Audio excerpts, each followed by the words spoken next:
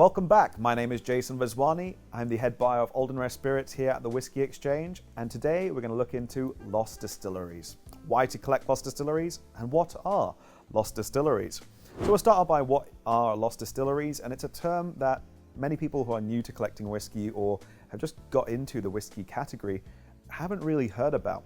Now these are, as the name states, distilleries that were lost to time and sadly closed and no longer producing. And there are different terms for these lost distilleries that you might see when you research them online. Some of the terms that you might find are dismantled, demolished, mothballed, and I've got a new term for one new type of lost distillery.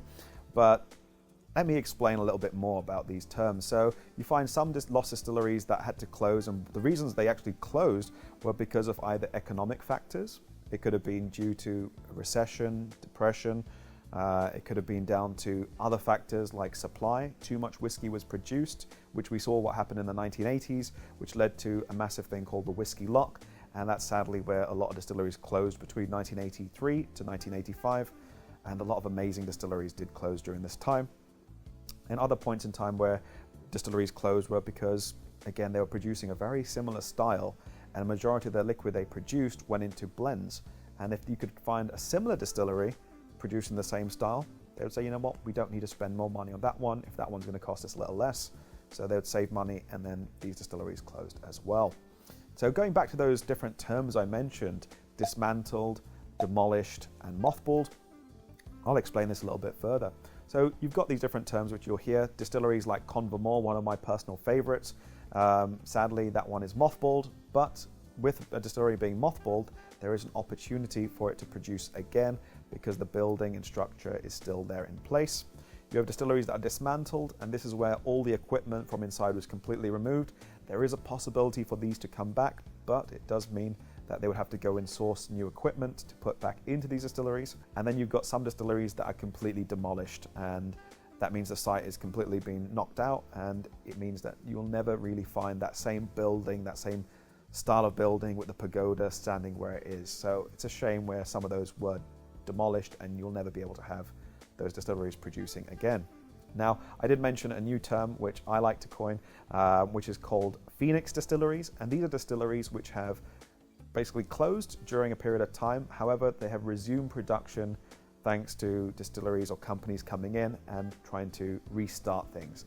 The likes of these are Brora from the Highlands of Scotland, you have Port Ellen on Islay, and you have Rosebank in the lowlands of Scotland. So these three that made their famous trio of distilleries when they announced a few years ago that they're going to start production again, and it caused a ripple in the industry. So much excitement to see these lost distilleries, the big distilleries that people loved, see come back into production. And we're quite excited to see the future, because just even recently, actually it was last week, I got to try the Rosebank New Make, and absolutely stunning. So I'm looking forward to seeing the future of some of these lost distilleries.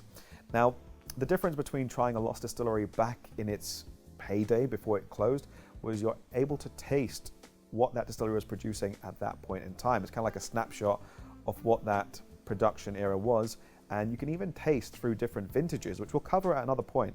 Different vintages, you can actually taste different eras of production. Maybe they change from a lighter style, then into a heavier style, then again back into a lighter style. So you can see these different trends through these different lost distilleries, and sadly, they did close, but the benefit of things today being having access to seeing some of these bottlings through the importance of independent bottlers, and I'm not really mentioned about independent bottlers much, but with lost distilleries, it's very difficult to find official distillery bottlings because they closed in the 1980s, most of them, some of them closed in the 90s. You find that it's very difficult to find distillery bottlings because their prices just tend to increase over time.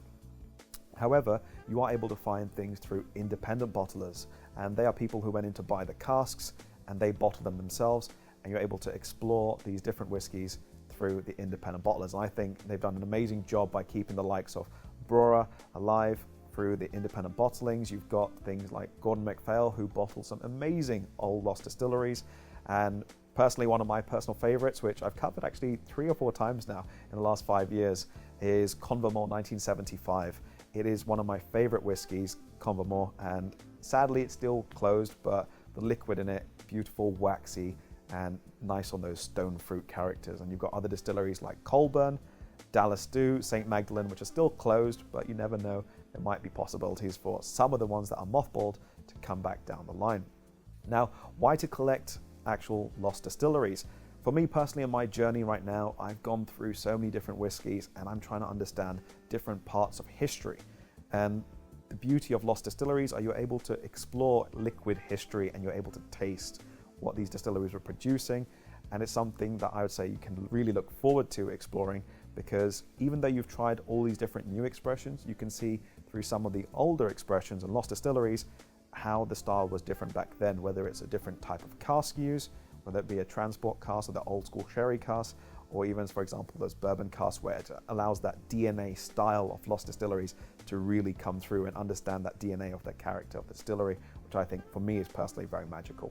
So that's for me why I'd say to collect lost distilleries. It adds a little enhancement to a collection, and it's a bit of history that you can have to your collection that you can always say and look back at and say, you know what, I've got a lost distillery in my collection. And you never know, you can have a group of friends over, open some lost distilleries, share it, and really get to explore the beauty of these lost distilleries. So I hope you get to enjoy them as much as I'm trying to enjoy them now. Slàinte.